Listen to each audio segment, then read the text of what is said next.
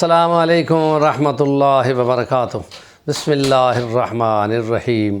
خذ من اموالہم صدقۃ تطہرہم وتزکیہم بہا، وقال اللہ تعالی فی مصارف الزکوٰۃ انما الصدقات للفقراء والمساکین والعاملین علیہا والمؤلفۃ قلوبہم وفی الرقاب والغارمین وفی سبیل اللہ وابن السبیل۔ قال النبی صلی اللہ علیہ وسلم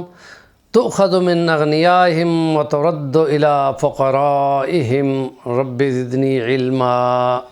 سیرت نبوی صلی اللہ علیہ وسلم اور عبادات کے سلسلے میں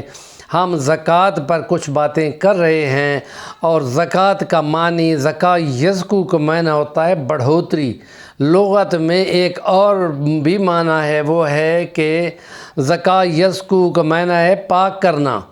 یعنی جب اس میں سے حصہ غریب مسکینوں کا نکال لیا جاتا ہے تو باقی مال پاک ہو جاتا ہے۔ حدیث کی روح سے باقی مال محفوظ کر دیا جاتا ہے۔ اور بڑھوتری یہ ہے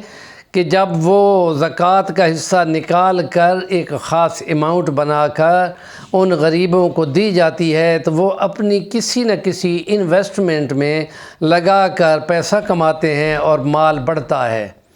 اور اس لیے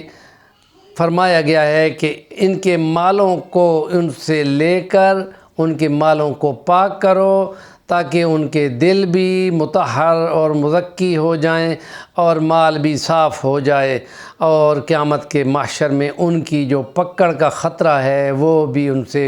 معاف ہو جائے، اور دل کے اندر جو ان کی کنجوسی اور مال کی بے جا محبت ہے وہ بھی نکالنا مقصود ہے۔ تو یہ زکوٰۃ کن کو دی جاتی ہے؟ ان کے لیے 8 مصارف خدا نے بیان کیے ہیں، اور جو اتنے قریبی تعلق والے ہیں ان کا نام بالکل ان زکوٰۃ کی لسٹ میں نہیں ہوتا۔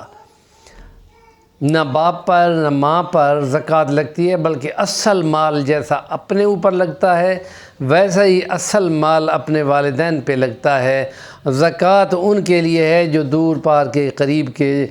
رشتہ دار ہوں، اپنے گھروں میں رہتے ہوں اور اپنی میراثوں میں کمزور ہوں مالوں میں، تو ان کا پہلا حق ہے کہ رشتہ داری کے تعلق میں ان کا حصہ ان کے ہاتھ پر رکھا جائے،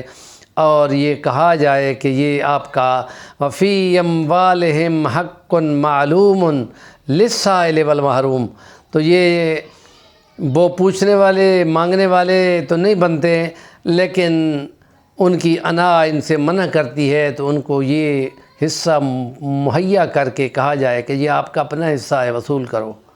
اور ان میں اپنی وہ غریب بہن بھی ہو سکتا ہے، اپنا غریب بھائی بھی ہو سکتا ہے، چچا ماموں یہ بھی ہو سکتے ہیں، تو ان کو سب سے پہلے حق ہے کہ ان کو مال دیا جائے۔ اور ان میں قیدیوں کا تذکرہ بھی ہے، اور ان میں قرض کے نیچے دبے ہوئے مسلمان بھی ہے، وفی الرقاب والغارمین، اور مجاہد بھی اس میں آ جاتے ہیں فی سبیل اللہ کی مد میں۔ اور ابن السبیل جو ہے وہ مسافر ہو سکتا ہے کہ جس کا مال کہیں لٹ گیا ہو اور اچھا بھلا ہو، لیکن مسافرت میں اس کے پاس کچھ نہ ہو، تو اس زکوٰۃ میں سے ان کو دیا جا سکتا ہے۔ اور خود ان لوگوں کو بھی جو یہاں عامل ہوں، کام کرنے والے ہوں زکوٰۃ کے ڈپارٹمنٹ میں، ان پہ بھی وہ رقم لگائی جا سکتی ہے کہ الگ رقم ان کے لیے مختص نہیں ہوگی، اسی فنڈ میں سے ان کے اخراجات اور ان کے جو مراعات ان کو دینی ہے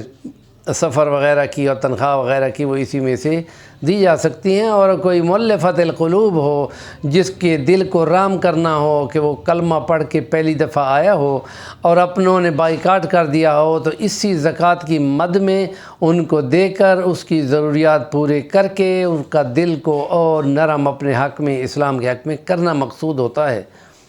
اور اس لیے یہ 8 مدیں بتا دی گئی ہیں، اور سرکاری طور پہ آج کل بینکوں کو اگر لکھ کے دے دیا جائے 6 مہینے پہلے یکم رمضان سے کہ یہ رقم آپ نہ کاٹو، میں خود اپنے رشتہ داروں کو پرووائڈ کروں گا، تو وہ اس میں سے پھر نہیں کاٹتے۔ ہمارے چینل کا نام ہے صفی الوانی، ضرور سبسکرائب کریں، ہم کام کی بات کا کمنٹ دیا کریں۔